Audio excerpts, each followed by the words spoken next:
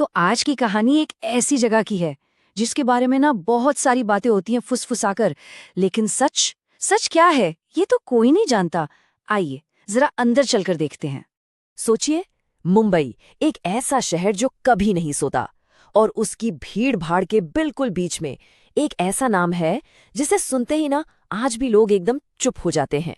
Mukesh mills, एक जले हुए अतीत का एक ऐसा खंडर जो अपने अंदर न जाने कितने राज दबाए बैठा है। दिन के उजाले में देखेंगे ना तो ये बस ईंट और पत्थर का एक ढांचा ही लगेगा, लेकिन जैसे ही सूरज डूबता है वहां सब कुछ बदल जाता है। हवा का रुख, दीवारों से आती फुसफुसाहटें और परछाइयां वो लंबी होने लगती हैं, बहुत ज्यादा लंबी। और बस ठीक इसी जगह पर हमारी कहानी शुरू होती है। एक नौजवान डायरेक्टर राघव, उसका जुनून ही था जो उसे खींचकर इस अंधेरे के दरवाजे तक ले आया। उसकी टीम बहुत छोटी सी थी, कुल मिलाकर सिर्फ 8 लोग। शहर के शोर से मीलों दूर एक बंद वीरान जगह पर। उन्हें क्या पता था कि वो सिर्फ एक फिल्म शूट करने नहीं बल्कि एक भयानक हकीकत का हिस्सा बनने जा रहे थे। राघव के लिए ये एक बहुत बड़ा मौका था। उसका मानना था कि असली डर को पर्दे पर लाने के लिए डर के बीच में जाना ही पड़ता है। मुकेश मिल्स की कहानियां, अरे उसके लिए तो वो सब बस कहानियां थी। आसपास के लोगों ने उन्हें साफ साफ मना किया था, एक ऐसी चेतावनी दी थी जिसे नजरअंदाज करना उनकी जिंदगी की सबसे बड़ी भूल साबित होने वाली थी। पर राघव, वो तो अपने जुनून में अंधा था। उसने उन सारी चेतावनियों को हंसकर टाल दिया। उसके लिए ये सब बस अंधविश्वास था, एक कहानी जिसे वो अपनी फिल्म में इस्तेमाल करने वाला था। और फिर रात हुई। घड़ी में 8:30 बजे थे। सेट तैयार था। टूटी हुई खिड़कियों से समुद्र की ठंडी हवा अंदर आ रही थी, और उसकी आवाज ऐसी थी जैसे कोई सिसकियां ले रहा हो। राघव ने आवाज दी, एक्शन।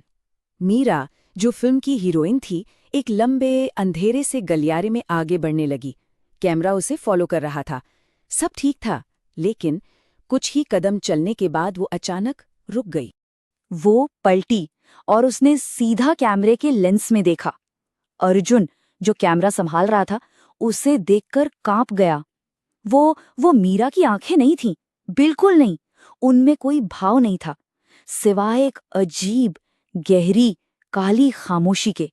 और फिर वो बोली, लेकिन वो आवाज मीरा की नहीं थी, बिल्कुल नहीं। एक भारी, मर्दों जैसी और गुस्से से भरी आवाज जो उस पूरे वीरान हॉल में गूंज उठी। बस उस एक पल में सेट पर मौजूद हर एक इंसान अपनी जगह पर जम गया।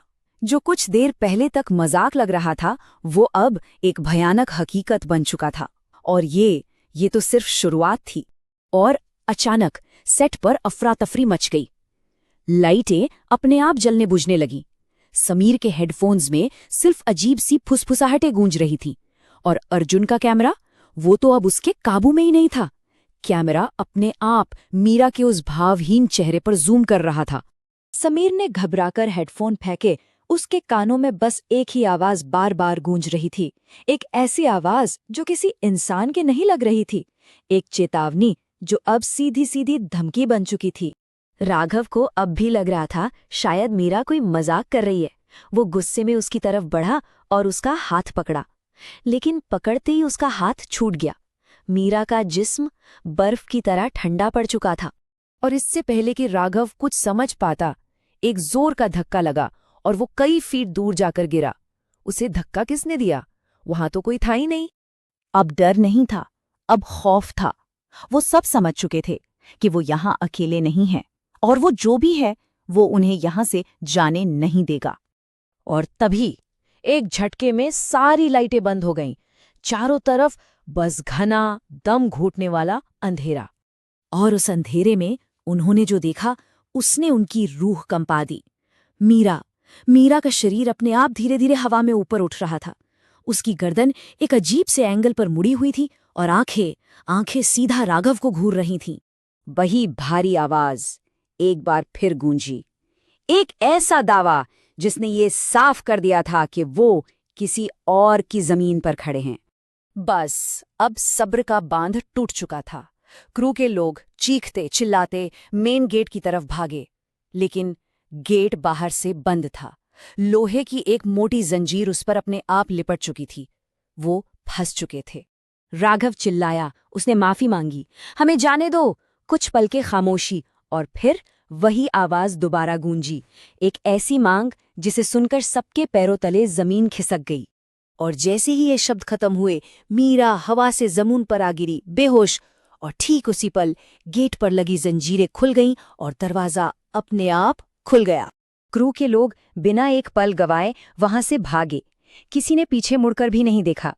उस रात जो हुआ था वो उसे बस एक बुरा सपना समझकर भूल जाना चाहते थे। अगली सुबह पुलिस तो आई, लेकिन कोई सबूत नहीं मिला। केस को एक पैनिक इंसिडेंट बताकर बंद कर दिया गया। मीरा को जब होश आया तो उसकी याददाश्त से वो पूरी रात मिट चुकी थी। उसे कुछ भी याद नहीं था। सबको यही लगा कि चलो बुरा वक्त टल गया, कहानी खत्म हो गई। लेकिन असल कहानी का आखिरी पन्ना तो अभी बाकी था।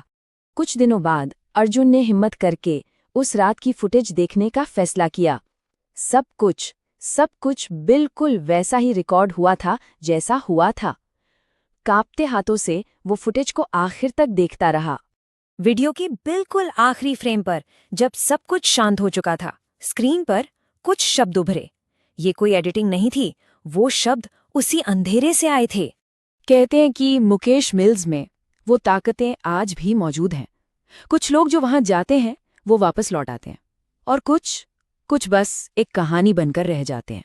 अब सवाल ये है कि क्या वो ताकत सिर्फ उस मिल तक ही सीमित है, या फिर वो आखिरी फ्रेम के साथ कैमरे से बाहर भी आ चुकी है।